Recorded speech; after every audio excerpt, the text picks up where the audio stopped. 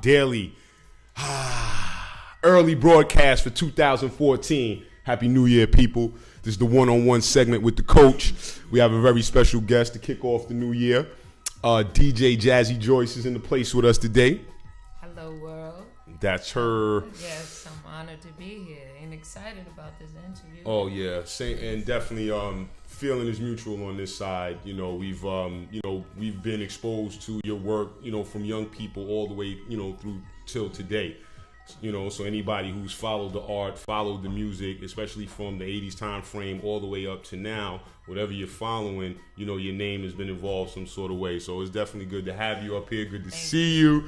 Good to know you out here doing your thing. I'm still out here. Still out here, still fighting, doing what you do. So, let's start with that. As a matter of fact, you know, usually when we format a show, you know, we look for some current work that a particular artist is doing, and we notice that, you know, in addition to some of the production work that you've done in the past, you got some recent credit and some up and coming artists and some current artists that you've been working with as well. Yeah. So if you could tell the people maybe, you know, one of the main artists that you work with, and we'll kind of go down the line from there, and you know, let's talk about producing their records. And I have, you know, just a few questions I'd like to ask. Okay. The most current and recent and present situation that I have going on right now that I produced is a record called I Love It. Okay. By Vane and myself. I'm featured on there with my little ad-lib That's swag what's up. to Okay. his vocal delivery. And it's something that I'm excited about because I've been trying to produce for, believe it or not, just as long as I've been DJing. Okay. Because I still have my MPC 60 to give you an idea of how long and how sincerely. I still have my 950. Right. My 2500. I have a 2000, not the 2000. The Akai is the 950 though, right? Yes. Yes, an Akai 950, the MPC 60. And what's the third piece? I have two 2500s. I have the special edition white one. Right. And the black one, the original black one. And then I have a 2000. Got it. Not the XL, but the 2000. But the 2000. Yes. So, but that's just to give a timeline of how long I seriously have been pursuing this part of my creativity. Right. So, especially mentioning the Akai piece, because that you had to be around to know to use that Akai piece. That was a lot of people snapped their fingers to records that were produced using that machine, but it's not something you hear a lot of producers obviously using today. But that was working with it. We was working with that a minute ago. We was making some things with that. Exactly. You know, they don't have the longevity. So But that it's I mention it as a mile marker to get people to understand. Like this is not something that I just started recently. So and then I collaborated with Nina B on a project. We did an entire mixtape called, the title of the mixtape is Titles Are Played Out. Okay. And, you know, one of the premier singles off the project, because I produced the entire project with her, is this single called How Y'all Want It. There's a video shot by Scenario. I don't know if our listeners are familiar with him, but we'll look him up. Yes, you can Google all of this. All of these things that I'm mentioning are out on the net, so you can see it. And support the I Love It single. That would be nice. Go to iTunes, watch the video, and with him, Vane and myself are touring in support of the single. So, okay. And there's so many other things going on, but that's the main one. Yeah. Let's stay on the production aspect for a minute. Like you mentioned, some of your weapons of choice that you've collected through the years. I'm just curious to know, when you're in the studio these days, you know, what are you using to create? The machine. I love the machine. I really love the machine. I've had the machine now for, I'd say about, I had it 2 years before its popularity. Okay. And how I acquired it was when I do the Tools of War DJ series in the summertime. We DJ in the parks, like if you're familiar with heard of it. You know, when they have the park jams all over New York or right, whatever. So right. Tools of War is the premier organization that just organizes that and puts that on every summer. And there's no money involved, but the options are, different pieces of equipment. Got it. As a compensation, which, by the way, people always just wanting everything for free. You have to do and give something. So I chose to take the machine up. No one had heard of it. No one. Everybody was like, they passed up on it. They went for the other things like the mixers that were available. Right at the time. And I chose to take that, and I had a 2-year jump on it before its popularity. Right. Now it's a piece that is I'm sure used by many producers, as well as the new MPC. They have I don't want to misquote it, but I think I know what you're talking about as far as the new MPC pieces that are out now, right, and how they interface with software and so on and so forth, and they have more of a built-in. I mean, most of the manufacturers are trying to come up to speed. It seems like. I mean, dealing with computer-based. I guess you don't even really call it a sound module, but computer. You know what I mean? It's not really a sound module, but dealing with software that provides sound, rhythm, whatever have you. So much that you can do inside software now.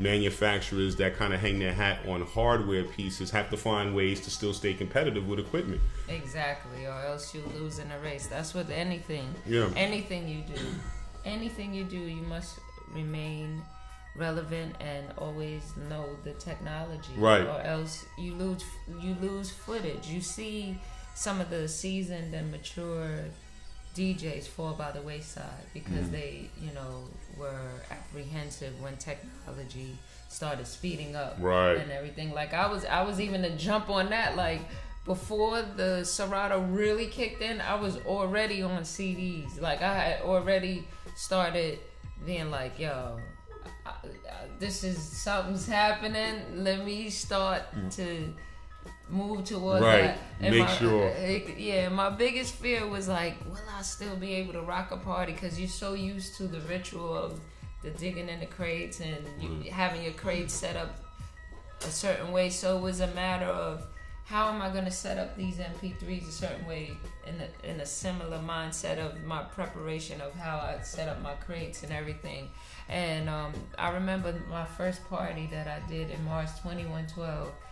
Okay. I wound up standing up on the table. It was so crazy because now I can stand on the table and do something crazy and the needle not jump. Right, so I went woo, because they was throwing money off the balcony, going crazy. I was like, I'm with you. What? We here. I'm stopping the record. I'm like, hold up. Spin it down. Do it all tight. I went hard in the paint. Like, this is it. So, you know what I mean? So, if you don't keep up or just keep up with that was just an exciting moment, though. But, if you don't keep up with technology, you're going to lose footage and you're going to feel like, oh, Lord. It becomes overwhelming. Right. And I remember when I first started messing with computers, I was apprehensive. Right. So now, and that was back then when it wasn't even all of this information that you had to figure out how to do this and do that and then MIDI this and understanding that and the social networking and email and like if you didn't start from the early, this stuff right here will make you be like, look, I may not use any type of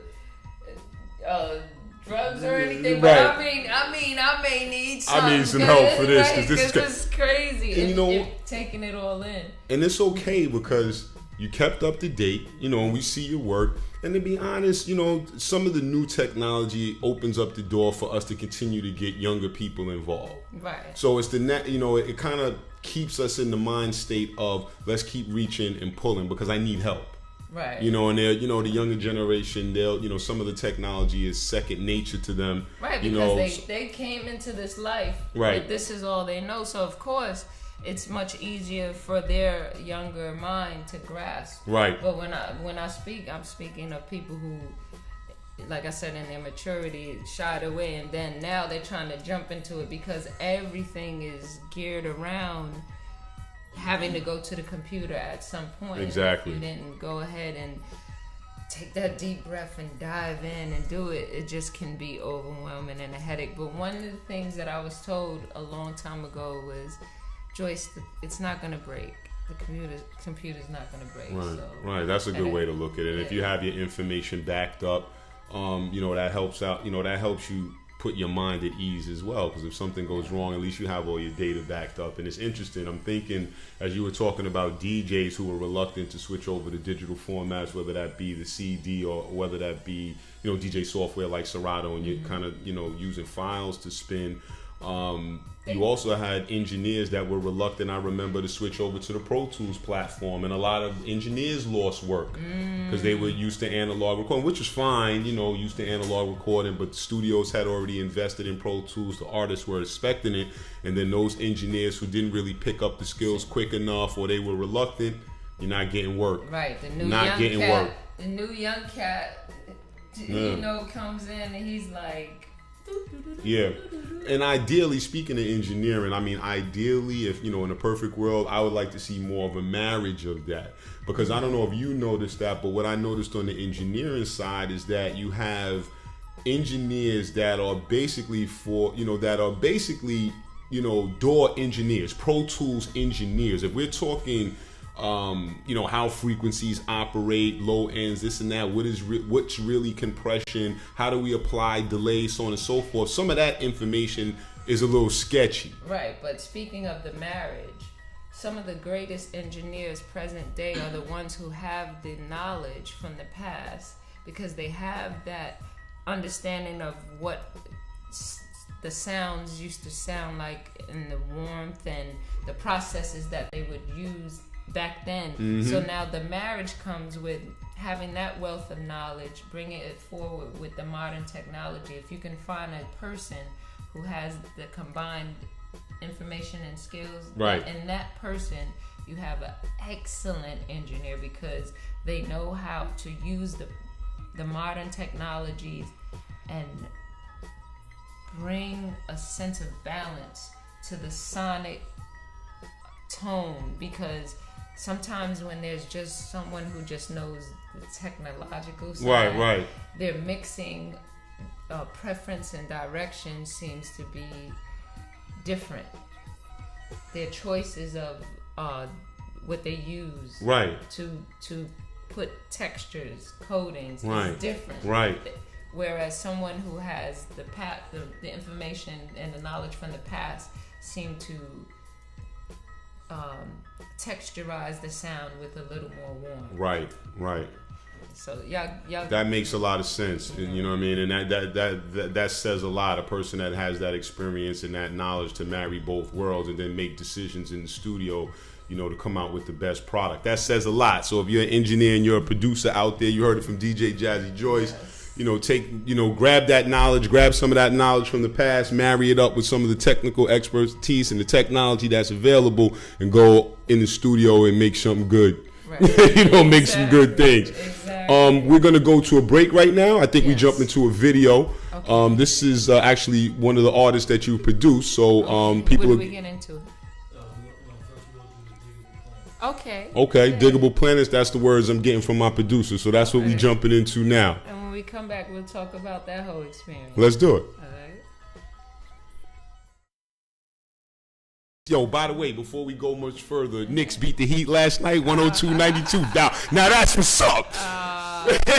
Now that's what's up. Listen,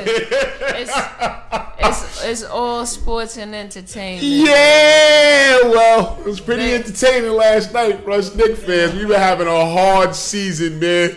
A hard season. Yeah. So we got a little relief last night, man. Shout out to the team. I'm just like, in my lifetime, I would like to see them win a championship. You may not see that. No, that's so disheartening. No. There's enough money here. You know what I mean? There's enough bread, and we've already showed that. The Knicks organization will cut the check to bring people and hire whatever, but I'll just put it like this. And most people, professional sports, they talk about it all the time. When you have a winning organization, and this does not just apply to sports, so we could take this point and expand it, but when you have a winning team, it's result of a winning organization at every level. Right, the back end, the back house, everything, the ownership, the general manager, everything, the trainers. It's the whole culture of an organization that pushes it towards success. Sports teams are businesses. And in the business world, these are things that we talk about that lead to success. When people are focused on the same goal, moving accordingly, making the smart decisions, to move forward and get closer to that goal. Right. When we get that, like we champs at every level, right, then we may be a little closer. And we'll leave it at that. Yeah, but I can relate, because imagine if my situation on the way here was cohesive. Right. It's a prime example of everybody, when you pass the baton, everybody is in one accord. So it makes everything move fluently. And then when it starts really moving, it's like, we rocking. Yeah. We moving. Yeah. So that's what it is. Yeah. But before we went too far, I wanted to talk a little bit about Diggable Planets. Mm-hmm. I remember them from the mid-90s time frame. Right. And when I look at the videos and I think about the group, it always reminds me of a time when the music had a little bit more balance in it, and you saw some people doing some different things that maybe you didn't attribute to hip-hop or whatever have you, but it all painted a beautiful, colorful picture as far as the culture is concerned. Right. Talk to us about Diggable, since we watched the video. Behind the scenes, we were talking a little bit about their production style and how they put their records together. Right. So if you could share that with the people. Hence the reason why I wound up being on the record that you just saw, which was Ninth Wonder. I had, because I recently got rid of it, an extensive record collection. And from the days of when I was under the whole Herbie Lovebug camp, Herbie and I used to debate and argue a lot, because he was mad because I wouldn't just let him get access to whatever he wanted to sample, because remember, his catalog is based on a lot of samples. Mm-hmm. He would be angry, not angry, I wouldn't say angry, but he was like, you got the record, why I gotta go spend $20 or $25 for whatever record that he wanted? I'm like, we gotta work something out here. So coming from that whole back and forth and fight, I came into that situation with him, with the Diggable Planets, and Ish wanted the record that I used to scratch on it, because when you hear the scratching, that's me. Just like on It's My Beat, that's me. Sweet Trio, that's me. Like records that I get on, I scratch or whatever. So I worked out a situation like, okay, I'm not gonna charge you. I don't want anything for the use of the record. I would like to be able to scratch on the record, and if you like everything and the way it went down, can I be in a video? So it was like I levied that little piece, and then everything came out great, and then I wound up being their tour DJ. That's what's up.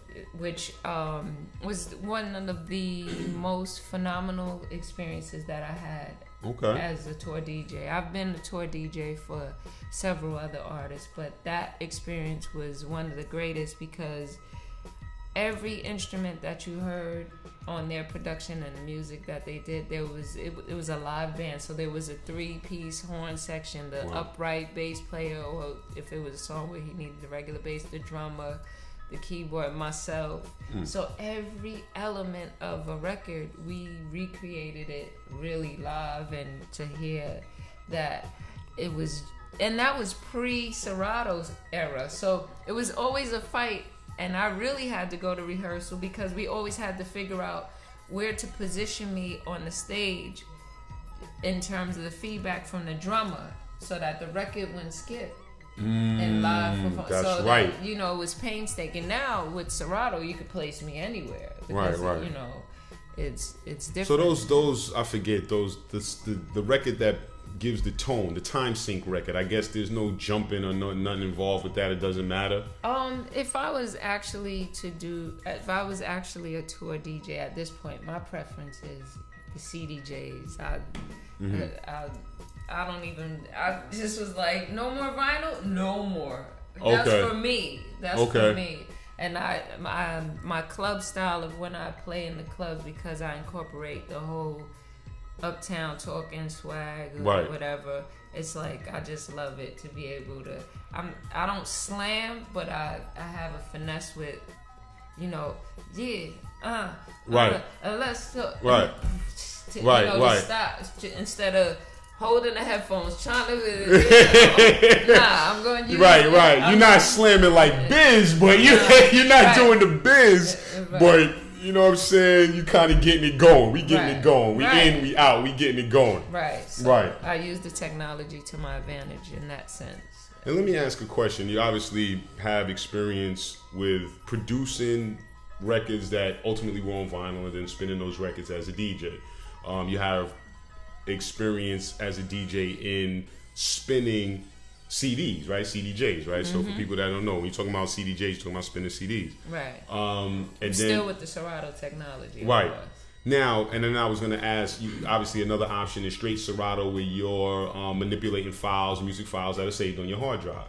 MP3s usually, right? Right, yeah. That's with the CDJs. You still same thing, I guess you could do it. So I'm just curious, do you find any difference or, is there a difference in sonic quality between spinning records, spinning CDs, like spinning CDs, let's say through a CDJ, and then spinning files, using Serato, like spinning MP3s? Absolutely. There's vinyl has a warmer tone to it. So it almost sounds terrible if you have a setup whereas everything is tweaked and pitched to accommodate the MP3s and how they sound modern time and modern day, and then you put on a record, an actual piece of vinyl, it may sound disgusting to some people because sonically it's just warmer and deeper and darker. Right, it is. But it doesn't mean that it's bad. It's just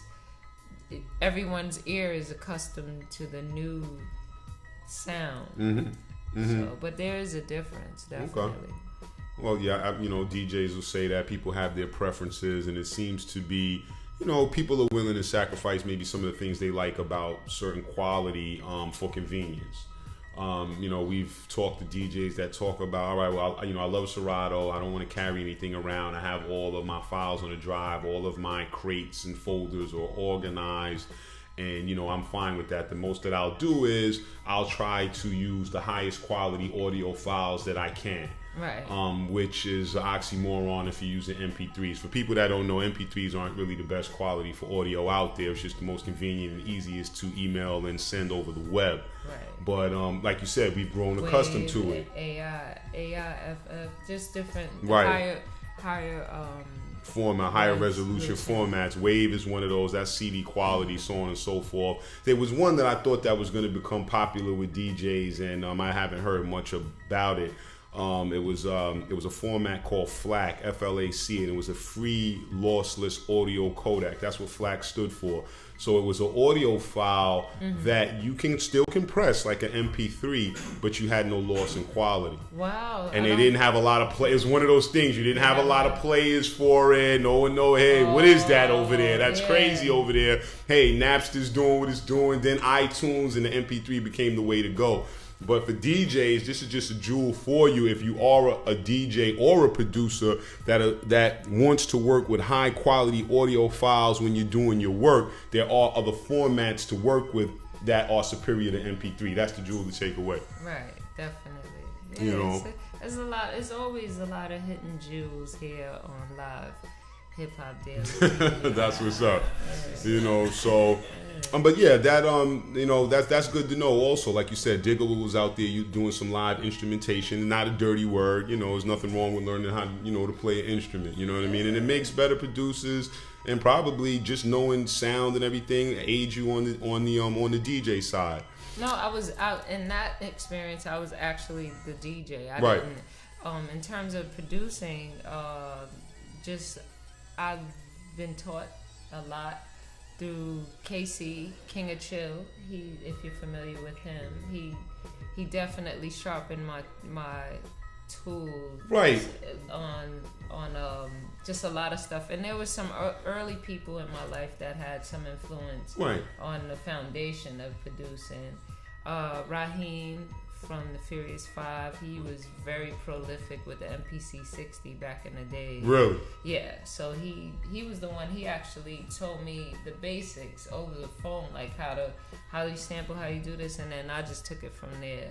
Back then, right. You know. So I get the basic processes of. I'm hands-on. I'm not.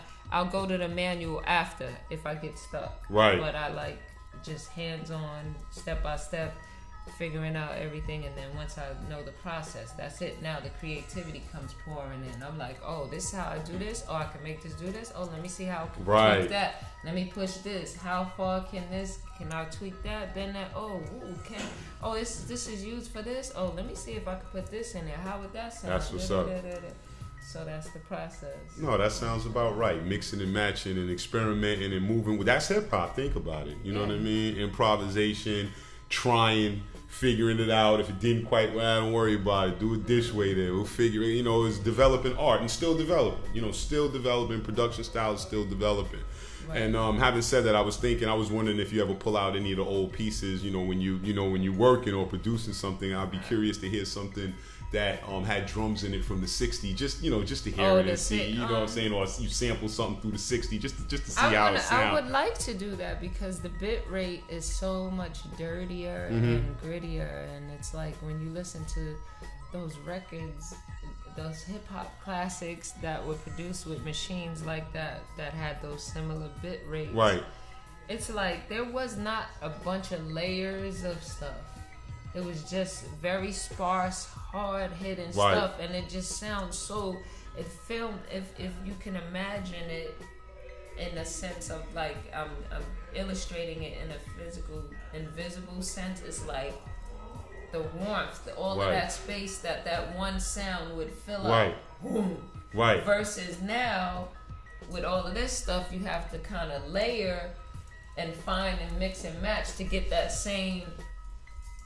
Right, that same depth or that same feel of the music, especially with lows. But it's still not even accomplished because there's low end tones and stuff that sounds really rich and fantastic, but those sounds and those machines definitely are probably the secret sauce to some of the great producers today. They won't tell you that, and I wouldn't be surprised at that. I would not be surprised at that because, the more things change, the more they stay the same. And for people that have access to these tools, and you got to remember, they may have been, they may be producing today, but they were influenced by something that already happened. So, that influence in the subconscious could come back. So we'll talk a little bit more about that when we come back from break. Okay, what are we getting into now? Well, so we're going to cue up another video, of course. I picked Rich Homie Quan as just a representation of the new young talents that I observed, and I have a respect for his grind, and I like his song, I like his whole style, his presentation, his story, his grind, everything. Yeah, so I just picked him. No, that's it. Like I put my stamp on. I like it. No other rhyme or reason. Yeah, and that's okay. That's you can just like the record. Yeah. Coming up next, Rich Homie Quan, live Hip Hop Daily, 101 with the coach, DJ Jazzy Joyce. Back on Live Hip Hop Daily, 101 with the coach and our special guest, the first of 2014, DJ Jazzy Joyce. Yes, I'm honored to be. That's a good place. That's a good place. Yeah, because you can be caught somewhere in the middle and no one cares. Record at the end of the year, everybody's planning where they're going, twisted. Exactly. They're not interested in nothing that happened just now. I'm going to the such and such. This is a good thing. I'm feeling like. The 14 is going to be a good year for a lot of people because I think, a lot of young people, old people, everybody, people of color especially, we tend to, I think the universe is skating around what's happening, and there's a lot of things going on that are painful and destructive, and music heals. Yeah. So with that being said, no, you hit it a lot. I mean, we had a spiritualist as a guest on our show. Comes out of the culture. He's a culturalist. He's an actor. He's a graffiti artist, and out of Staten Island, shout to Gano Grills. And at the end of our interview, we talked a little bit about that, about some of the changes that are going on around us on certain levels that obviously you can't see, but are affecting your life. Can see. Yeah, they're affecting our life. We're in a state of change right now on certain levels. And you see certain things happening in your life, certain things going on around you. You may not really be sure what's going on exactly. Yeah. The gentrification. Yeah. The economic suffocation. I can't even imagine. As a mature person, I can make an assessment and see clearly so many things, what's going on. Right. And it hurts me. So imagine a young person, they feeling this pressure and this hurt and this everything, but they don't even have an inkling of how everything is connected and how certain powers that be put certain laws and things in place to try to make changes to their advantage. Right. And it's economic warfare, weather warfare, psychological warfare, food warfare. And that's just me scraping lightly on it. But no, you hit on a lot. When you talk about economic warfare, that's the major. And we talk about a minority of people in the world, 1%, 0.5% controlling, upwards of 75, upwards of 85% of the world's wealth. It makes you wonder what's really going on around you. No, it makes me wonder why our forefathers didn't really tell the truth so that we could have better strategize and prepared, because there's everybody else seems to be in that mind frame of this is what you got to do. There's certain disciplines and sacrifices you have to make, because in the past these many people have been lost. Right. These many people, like, the one thing that's like the biggest elephant in the room to me is all of the murdering of our people, whether it be from our own people doing it, or just from situations that just go away. Right. But it's a lot to be said, and I'll piggyback a little bit off the point about sharing that information and preparing the next generations. In all fairness, our particular history, melanated people's history on in this particular land, is a history that it was once a peaceful time, but it incorporates a lot of war. You're talking about people that have come in this land and basically conquered the land. There's already civilization here. There's already flag here. Yeah, of course. There's already a nation here. And you have people that come over here and say, well, look, we want this land and we're willing to kill, fight, and whatever for it. And they're doing it. And they're still doing it. Right, because there's no one who has been able to wake up the minds to make the comparison and show them the warlike stances, just because, we're sort of desensitized from our own inter-community violence. Right. You're not really understanding that there's another form of violence being perpetuated upon you as well. And then think of leadership. When you do have leadership that does rise to the top and say, look, this is what you guys need to know. History shows you what happens to them. They kill the So, you have to ask yourself, there are people that have come down the pipeline to give us information.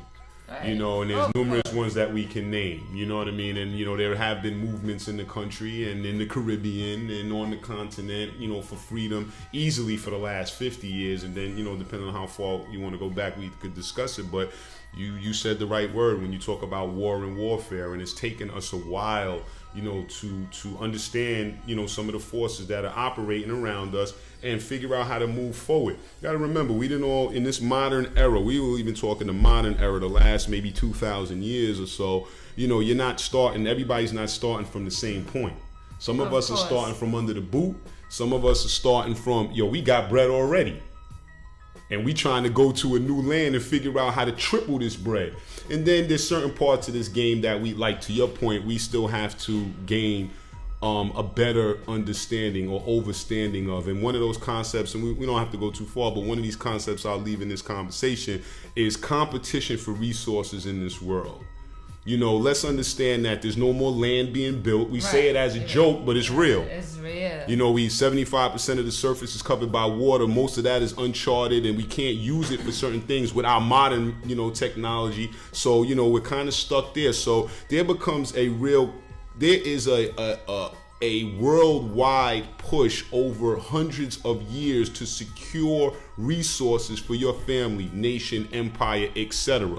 That'd be land, oil, clean water, clean air, and a place to build, neighborhood, community, town, city, nation. And it's going down. It is. And we're being still pushed and moved to the side again. And they're patiently waiting for certain things because they're too scared to come in the hood and face you niggas. Yeah. Can we curse? Yeah, you can do it. So, they rather just wait for you to self-destruct via the drugs and the violence, and then they'll just come in and take it. And it's going to be, and let me say this maybe to add a layer to it. The same people that was doing it then is doing it now. The same type of people and some of the same families. The people that actually, the people, let's use Harlem as an example. We always use Harlem as this, this huge example of modern gentrification. Shout out to Washington, D.C., because, D.C. changed up a lot. U Street and all that changed up a lot. So it's like when we talk about that and we talk about that gentrification and you look at some of the people that have taken advantage of those opportunities to move into these renovated areas, you're like, y'all are not really part of the initial plan. You're the ones that benefit from it. But there are people who are real estate barons, who are land barons, who are land grabbers that specialize in this because they know how to make the money out of it. Right. See, those people who are positioning themselves now don't even view themselves as a pawn. Right. But they are a pawn as well. Right. Because they'll allow you to come in and be brave and endure the faces of black guys in the hood and do whatever, and then they're gonna come down and swoop down and get you out of there. Right. Now I'm glad you said that because I never really thought about it like this. How I describe it is this: when Cindy brings home Jamal, something is going to change. Because if you move there today, no. Let me just finish the thought. Right. If we move there today, we're 28 to 35 years old, pursuing a career.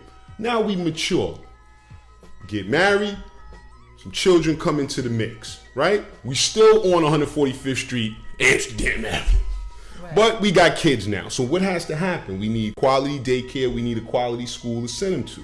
Things is going to start looking a little different. Because just because you arrived don't mean the problem's left. They know that. Right? When I see that, I was like, ooh, y'all want to go ahead?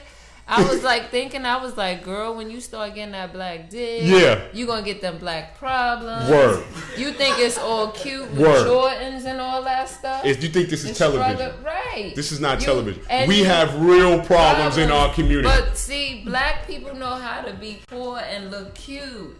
So you thinking it's all good, right? Coming down in here, and they probably like, this is some bullshit. Believe me, I want out. Because they're gonna be old. You're gonna be about 50, 55. You done move through your career. The 15-minute commute isn't the sexiest thing in your life no more. Listen. But now you have a daughter, and she brings home.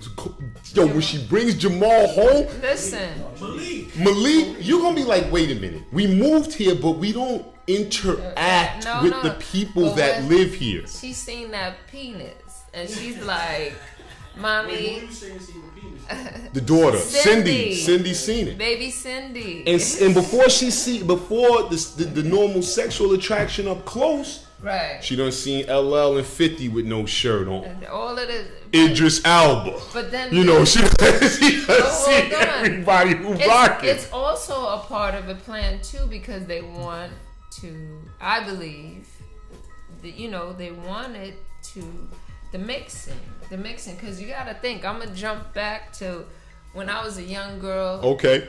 And I went over to London in the 80s, and I was DJing with Bambaataa. We were over there. I was 17, and Baby Cindy, yeah. When I was over there, I was like, because this is the 80s, so we still got Fight the Power and all of these messages in the music. Now, are y'all catching the gems? So, I'm over there and I'm socializing with the black people and over there, and I'm like, y'all mixed race? Y'all do this over here? That's what y'all do? Y'all not mad? Y'all think this is cool? But I was young. I didn't really understand. I'm from the Bronx too, so I didn't understand what's going on just in California. Right, but it's. Yeah, I was like, yo, I must have got something mixed up, man. But when you think about it, this is what I'm about to say. I'm listening. Be heavy to some people, like when we look at those commercials where they. They're basically starving out all the black people in Africa and all of these things with the AIDS and it is. So we can't even go over there and help them because we over here, we can't hardly help ourselves. Right.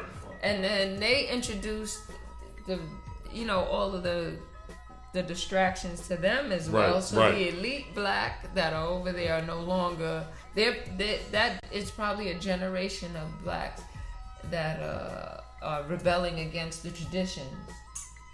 You do have that. When you talk to different people from African countries, younger people that are involved with hip hop, that's a dynamic on how to express who they are and how they see things versus the two generations before them coming out of colonialism. Some have fought for freedom, some are still fighting, whatever have you, because on the continent there's various dynamics in relation to colonialism and how their modern cities and societies develop. Now look at this. We're gonna get back to the music, and let me say this real quick. You notice how certain, and I hope that whoever's listening or watching can take the content and know that it's just speaking out of observation. It's not out of hate or just anything. It's just it's there. We feel it. You see it going on.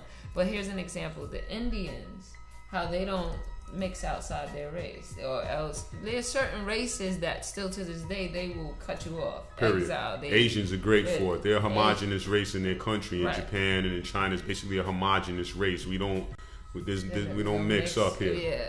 So they have their agenda, their plan, and their focus. We seem to be the only ones that are just still partying without any agenda or focus or discipline or idea of something. That we cannot only be known for just bottles and stuff. Like, what are we known for? What else are we known for? You can look at a piece of product and be like, made in China.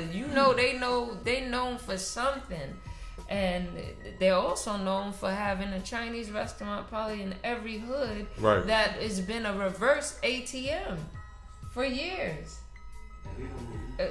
They don't eat it, and they don't put banks in our communities. They don't wear anything fly, so you can't gauge. You don't see a Rolex or a Breitling or a Hublot to gauge, they got this or this. They will still wear the same flip-flops and white t-shirts, come into the community and act like they don't speak English for more than 10 years and then change the block, give the block over to the next family. But you know what And I find that fascinating. You still speaking like hi, ho, hi for over 10 years. But now let's talk. Let's keep discussing that. Mm-hmm. Now, we got about a minute left. Well, so we'll jump to the next video. And then we'll pick that up where we left off, and there'll just be something I'll add to that because it's interesting when we look at some of the other races in the modern era. We'll give them credit for not what people will call mixing. But let me tell you something, for the Asian to look like they look today, they did the mixing 1,000 years ago, 2,000, 5,000, 6,000, 10,000 years ago. And there's a reason today why they don't do it, and we'll talk about that when we come back. One-on-one with the coach, DJ Jazzy Joyce. This is the song I produced. I love it, by myself and Vane. Check it out, y'all. On the one-on-one segment, the first one of 2014, here with DJ Jazzy Joyce. Yes, chopping it, breaking it down. Thank you. Talking about your career, talking about production, talking about life, talking about the universe, talking about the world. Before we went to that last video, we were talking a little bit about some of the challenges that we have as people, especially the ones that live here in this country, and kind of cleaning up ourselves and moving forward, you know, in relation to some of the other ethnicities that have, you know, come to this country and been able to gain a foothold economically and socially. So it's what you said is definitely true. You know, we do have things that we need to get over as a people that we can almost take a cue from, or that we notice in other ethnicities that we, you know, that would work kind of for us. Just one of the quick points that I wanted to make is oftentimes, you know, when we evaluate some of the other ethnicities in the modern era, you know, we may forget or we may not give ourselves certain credit that we deserve. You know, people have come through their struggle. You know, the way it looks today is not the way it may have looked a couple of hundred years ago. So, you know, people come through their struggle. And then as far as generation's supposed to get better. Right, and this is one of the challenges that we have. I mean, it's all known that there have been concerted and are concerted efforts to keep us where we are, where with other people, you know, they might not be that fight. You know, there may not be that fight, but with us, there's a fight to kind of keep us in position. And, you know, let's give a big shout out to all the people who are progressive, you know, who are, you know, spending time with their nieces, nephews, you know, sons and daughters, trying to teach lessons, who are reaching out to the youth in the schools and investing. So there are a lot of people out there that are doing that. Shout to all the educators, the mentors, the parents, the aunts, the uncles, the ones that are dealing with the youth, taking care of the elderly. You know, let's give them some credit as well, because they definitely are out there. Absolutely. And then, somebody implement a program that can get some computers to the youth. And there are programs like that. It's funny you said that, because we deal with Apple technology here. Apple has a program called the SEED program, and they may still have that in effect. I'd have to double check. Okay. But of course, there's commerce involved. But Apple used to have a department where if you had an organization, school, whatever it was, they would, you would fill out this little application or whatever it was, and they would what was called seed you with equipment, like give you stuff to get your lab, your computer lab or whatever started. Okay. The reason being was they wanted you to be an ongoing Apple customer, so they gave you something to kind of get you started. It's no different from the drug block. Right. I was going to say that. Yeah, I was going to say that, but I was going to try to leave that alone. Don't you try to create it. They took a lot of the systematic structures and disciplines from the hustle, the very hustle of the common drug dealer from the hood, and they implement them in business plans. It is true, because you got to remember, we weren't always the main ones selling what people call illicit drugs in this country. Oh yeah, no. If you have people that are in the talk to your elders that are in that like 65-year-old, 75-year-old time frame, and they got some interesting stories about those men that used to whisper in their father's ear and their uncle's ear in South and North Carolina about, boy, I gotta wait for you to make some extra money. So those stories don't. When you're watching your little Gangland and your little whatever you watching, they're not really giving it to you for what it is. But the reality is, we was recruited. We was recruited. This is a great time because you can still find someone that picked cotton.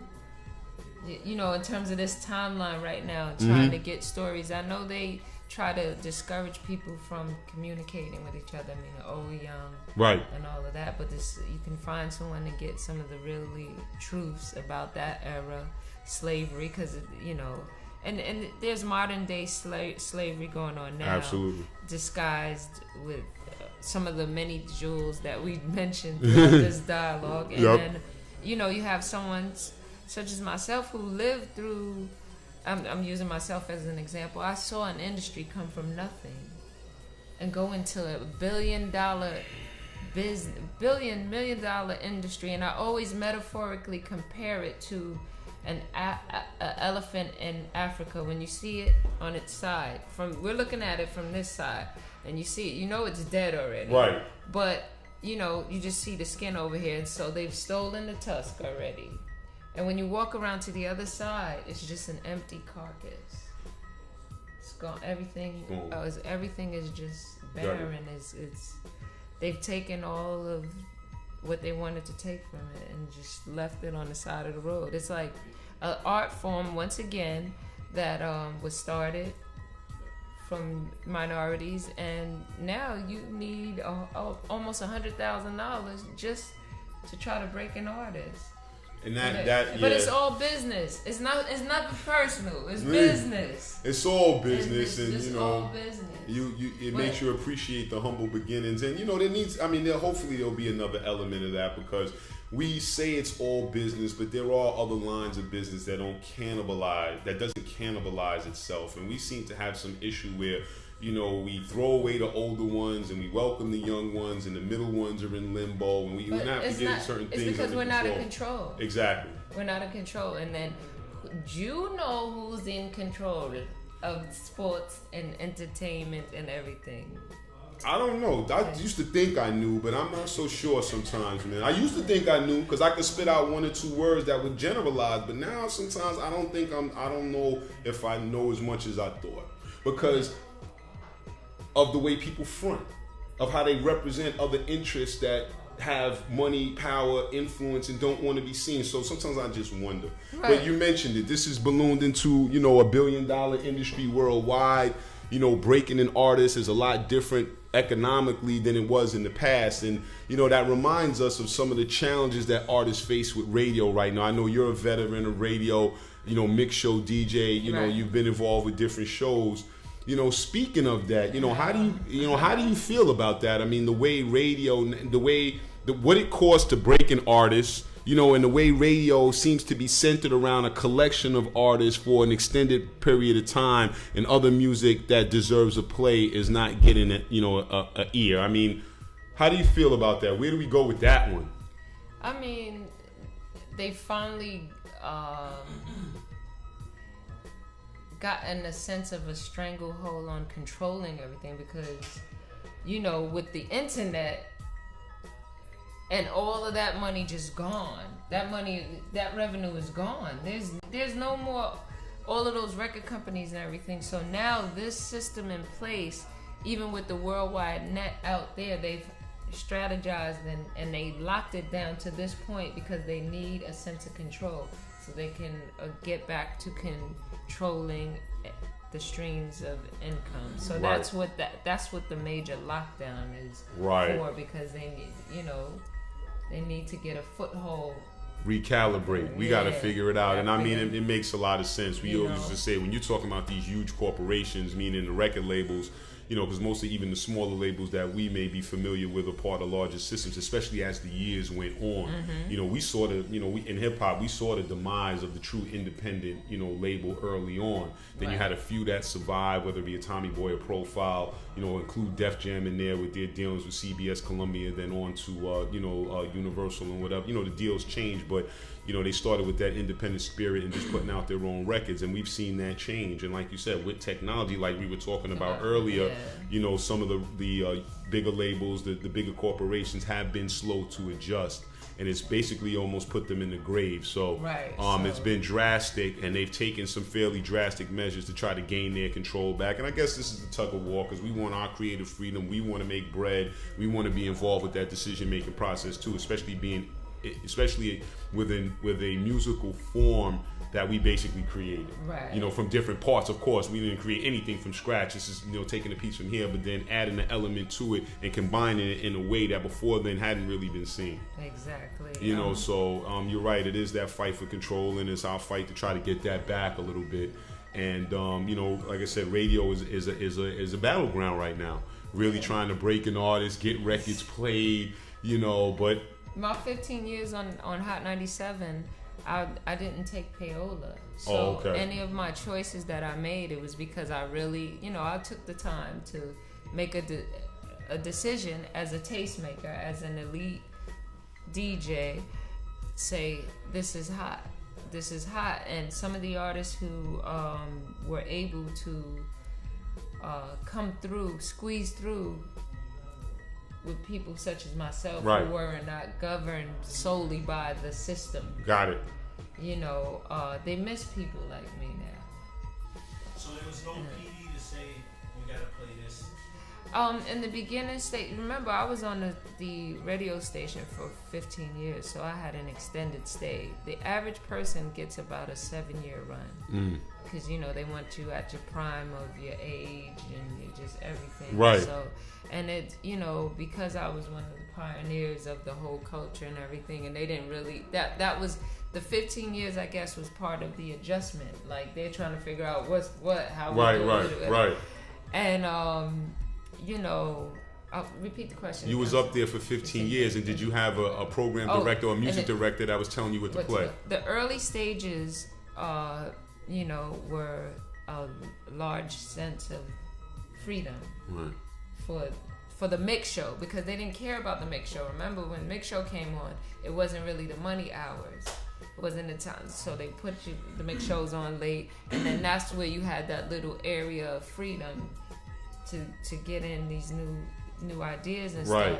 And then once that stuff starts making its way into power positions, they like, wait, hold up.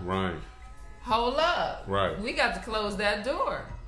You know what I mean? So it's just a matter of, over time, the doors slowly closed and the control became implemented, and it was like a resistance in your soul, like, this is whack, because now, you know, and now it's basically, here's what you need to play, figure out how to make it seem like we didn't make you play that. Yeah.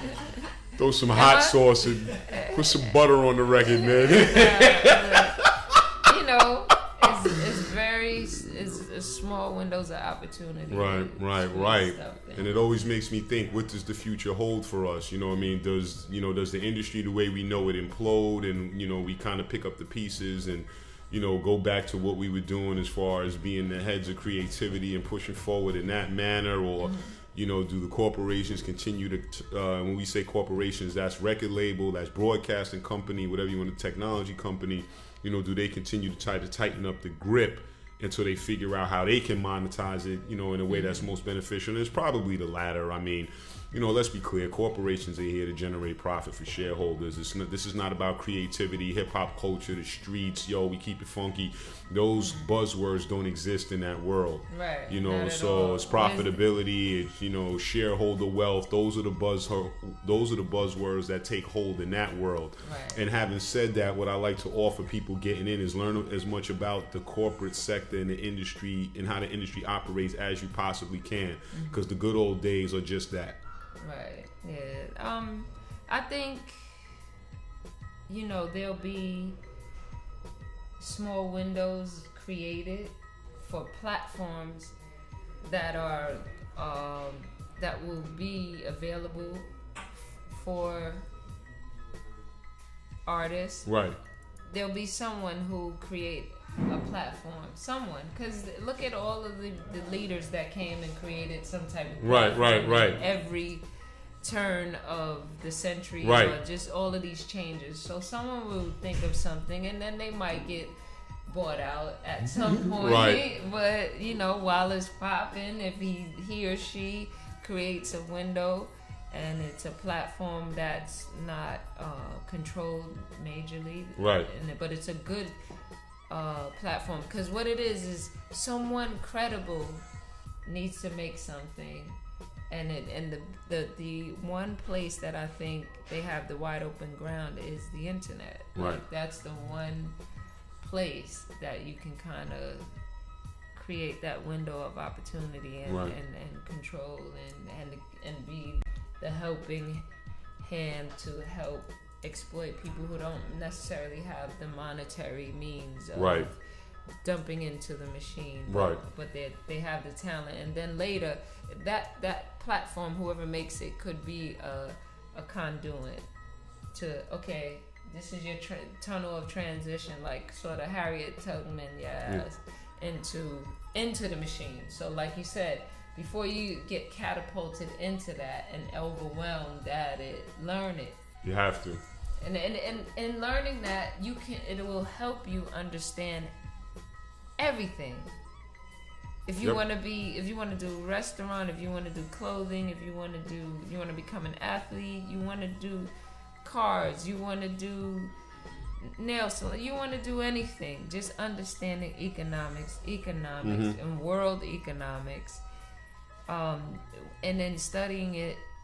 Don't let the third eye truths scare the mess out of you. Right. Because, once you understand that, you're like, now what? Oh my God, they do this. Yeah, that's a big wall to climb. Yeah, you run into some big walls. You find yourself looking up, but you got to remember that wall is probably not even really there in the same sense you think. Right. So, but every day is a big wall struggle. Yeah, exactly. Every day, I understand what you young people. I'm speaking to the young people right now in the hood or wherever. Like, I've had the blessings to go a lot of places. Because I gave of my art and myself, and I was, by the grace of God, I found courage. Right. To just go and try. And it hurts me. It's disheartening when there's people in the hoods that haven't even been outside a 20-mile radius of where they live. Like, there's some people in New Jersey, North Jersey, who's never even just been to Great Adventures or the Jersey Shore. Or, they don't know the process of what it's about to travel and get your passport, and just, there's a world out there, and, you need to be encouraged to experience it. And with that being said, just start small, see something, and have faith, hope, and plan and drive towards it, and you'll have a sense of accomplishment. Right. And just don't give up on your dream. Just try. There's not even somebody telling people to try. I can understand, like, there's this sense of dismalness, right? Because of your situation. When we talked about, like, it takes courage just to have to go to the elevator, because you don't even know if the bully down the hall is going to bother you before you even get to the elevator. Yeah. From the elevator, you got to go to the store. And then if it's a young lady who she's, the food's got her popping out at young age. So she got this, that, breast, whatever. So she has to deal with the same thing as a young man. Going to the corner store. All of these things that people don't talk about, that young people have to deal with just to make it to the train station. From the train, it's the fight, it's the this, it's the that. Right. So, just, it's not enough time to get into all of that, but just know that you're not alone in understanding what you feel and the apprehensions, but you need to be brave and pray and push and learn and explore and help. And it's interesting too, because when I hear you say some of those things, it reminds me of the spirit that this music and this culture put into us at early ages, and it makes me really think about how when you change the music, the sonic quality of it, the content, the lyrics, how it looks, what does that do for a young impressionable person? Not to cut you off, but I was on the train platform, and I heard somebody, like, how he has the headphones, and it's like the words that are coming out his mouth is like, fuck, and it's not the record but it was just other. It wasn't the Future record. I don't want to, but it was just like, I was like, yo, they don't understand that it's a programming. You're being programmed, so it's repetition, and it's like. The things that we may sing about, or we were singing about, was like not that. Right. So much destruction. So it's like we don't realize sometimes until it's too late. The cause and the effect. Yeah, it's true. You keep putting that, you listening to it, saying it over and over again. You may not. Where's the even if it's a record telling you, listen, I'm gonna use some profanity right now. I'm grown, so even if it's like I tease Vane, I tell him, not tease him, but we talk about a lot of things, and I say, I want to do a talk show or do a talk tour called Let Me Talk to You Hoes and Let Me Holler at You Hoes or something. Right. You know what I'm saying? Because, sit down and fix your makeup tour. Because when you think about it, the disparaging number of, you know, single parent homes and all of these, all of that stuff we could touch on, you know, with the incarceration and the homosexuality stuff and just all those type of things that break up the nucleus and the family, right? And just the death, the killings, the everything, right? Who are the leaders? And what the leaders are the females. So black women, y'all need to get it together. You understand? Because you can't keep looking at everything else because you're raising these sons and daughters in a certain way. You see? Right. The first teacher. The woman is the first teacher. She's the first teacher.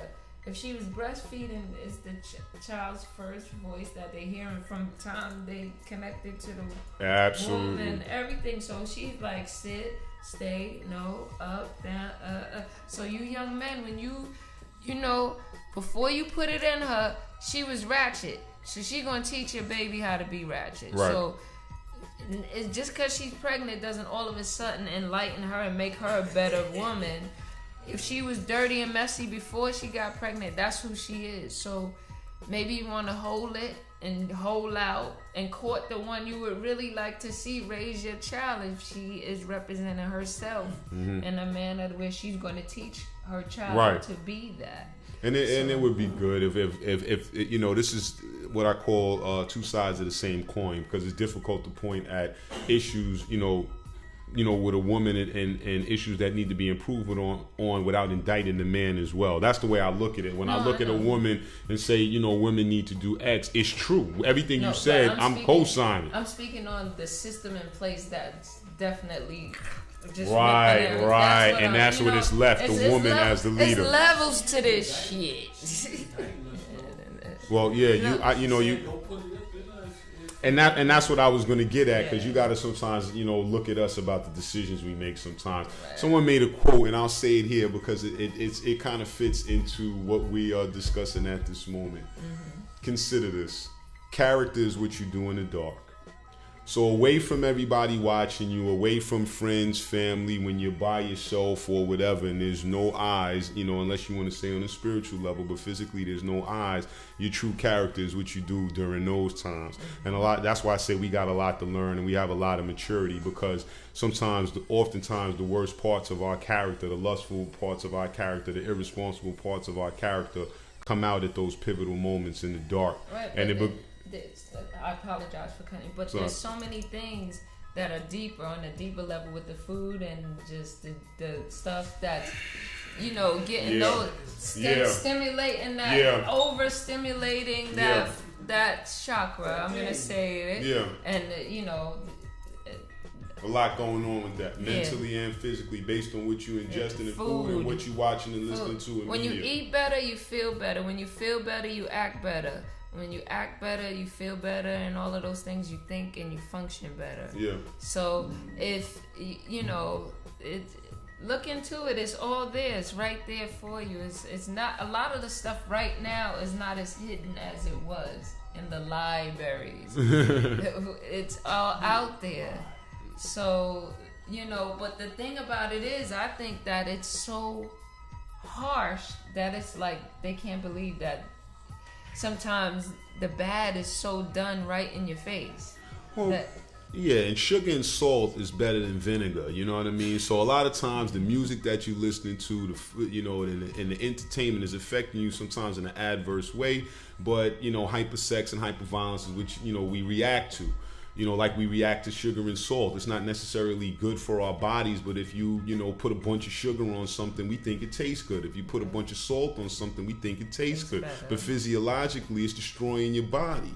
You know what I mean? So even though, the young people, we say these things to them, and some of it they may already know. But let's remember, if they go home and turn on the TV or they listening to the music, whatever genre they choose at this point, then there's other forces working against them to turn them into that person who may be not as confident as they should, because the music and the media is giving them an image that they can't match.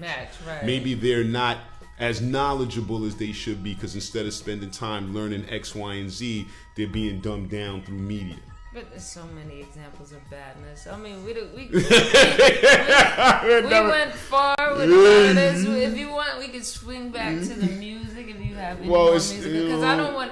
I don't, you know. Let's do that. I love what we're talking about, and it's like, you know, there's not enough time for us to really get. We'll bring you back. We'll bring back, and we'll have a special session. Yeah, so we can really get it. But you know, the music is connected in its own way. But we'll get back to some specifics because the music comes from us. Remember, we created this from scratch. Yeah. So what's in us is going to come out in our creations, and if we don't get a handle on our thoughts and what's in us, then we'll have some serious issues on what's coming out of us with this music. So, you know, but back to some of the things that we talked about, you know, when we were talking about the corporations and radio, I wanted to talk to you a little bit about Masters of the Mix and how that whole relationship formed. Do we have enough time for that? Really quick and briefly, Scratch was behind. Well, I had management at the time, right? And Master of the Mix was reaching out to, you know, the cast, and they had in mind who they thought would be deserving of being a part of the first season. Right. And long story short, my management at the time let me know what was going on, and I was reluctant. And Scratch, a conversation with Scratch, really let me know and feel comfortable, like we weren't going to be misrepresented. Understood. And look like buffoons or whatever. And that was, long story short, he was the one who definitely had the conversation that persuaded me and made me feel comfortable to be a part of it. And it's just one of those many choices that I've made throughout my career that is excellent. It's like when you look at, you know, I have these things that I've done.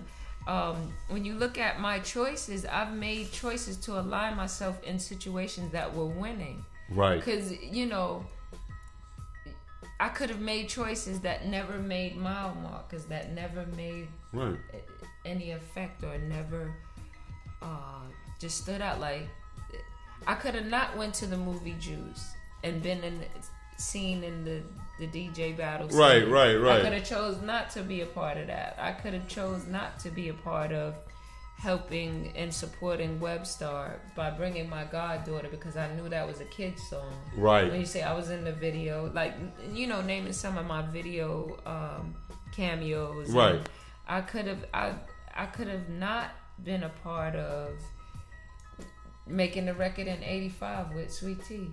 Classic. Like, you know, and how we came together was because she was dating Joeski Love at the time, and he's from the Bronx, and we lived in. Right? I lived in Parkchester as well, so you know I could have lived somewhere else, and that never happened. You understand what I'm saying? Shout to the chest, Parkchester. Exactly. Wow. Yeah, but it's like making those choices to collaborate with things that stuck and made nice marks. Yeah. So, I mean, that's a jewel in itself. You know, that's a jewel in itself, because decision making is not guaranteed. Good decision making is not guaranteed. Right. I made a bad decision earlier today, obviously. That one didn't quite work out. Right. That didn't work out. But hindsight is 20/20. Because if you think about when you was first trying to make the decision, you were trying to help somebody. You see what I'm saying? And that's the unforeseen things that people don't realize, like that there are people who constantly, even in their climb to try to sustain themselves and maintain, they still be trying. And sometimes you gotta be like, no, you're gonna pull me down, bitch. That's the decision. That's part of the decision. Right, like, and that's why sometimes after a while, you know, you have these individuals who we know to be cool and down to earth, but sometimes you can't get to them because they are tired of extending themselves to people who have no sense of value of time. And it's true. You know, get that business tight, man. Handle your business out there. Handle it the right way so people want to work with you. You know, and that goes for all of us. You know, so just keep that in mind. That's definitely a jewel, no matter what part of entertainment you decide to, you know, pursue or what business world you're in or whatever. You know, like you said, people are working with us. They expect you to hold up your end of the bargain. Make sure you do that. That's real deal. I don't know what it is that I've said or done that made you decide to want to have me here, but I thank you for reaching out to my management. Okay. Music committee family. Good. Hit me up at booking JAZZYJOYCE@gmail.com. Hit me on Twitter at DJ Jazzy Joyce. Hit me on Instagram at Jazzy Joyce and Facebook at DJ Jazzy Joyce. And find me and we get it in. We out here. We promoting the single. Don't forget. Go to iTunes, watch the video, but go to iTunes. The name of the single is I Love It, produced by myself and featuring, it's Vane's record. I produced it for him and I'm featured on it or whatever. There you go, however you do. Y'all worked on it together, you on there. The fingerprint and footprint is there. Yes, definitely. And shouts out to all the DJs around the nation who have been spinning it. We've been on the charts in over 30 markets for some time. And I told Vane that the other day. I said, Vane, we're really doing great because you got to understand we're competing against records that have a lot of money behind. Right. And we're still charting, so that's a blessing. Yeah, let's maybe you want to come through and let's talk about the record. Bring Vane up and you know what I'm saying. We can kick it. Maybe when you have something coming out, or if you just want to come, let people know what the moves are, where they can find. Just let them air it out. And that would be my pleasure. He's a great conversation and a talented artist, and I'm appreciative and honored that he took the chance to work with me, because I was asking.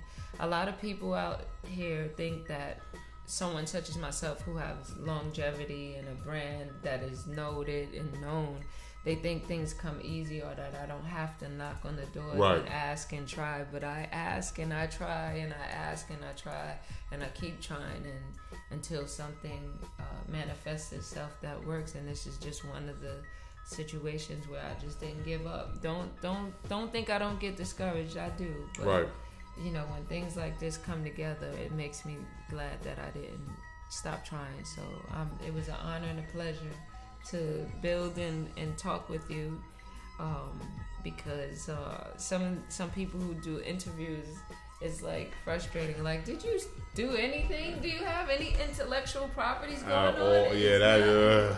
Man, we're talking in circles. Just talking about nonsense in a circle. I appreciate the compliment. So, and we're definitely glad you came through as well. So, we'll wrap this segment up. And, once again, thanks for coming through. Thank and if you. there's any closing words or remarks you want to say to the young people, to DJs, to anybody out there in earshot or who'll be, watching this, let it loose.